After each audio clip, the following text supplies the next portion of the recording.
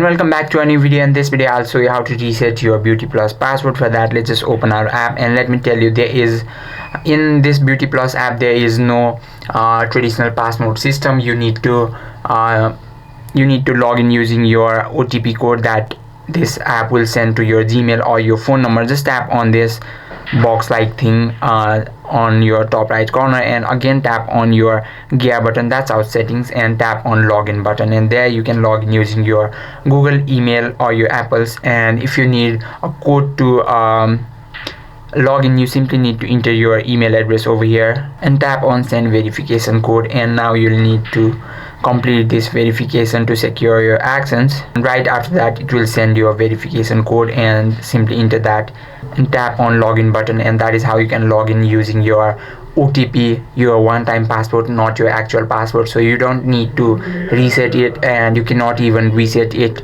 And that is how. And I hope this video helped you out. If you have any questions or queries, just let us know in the comment section. Thank you for watching.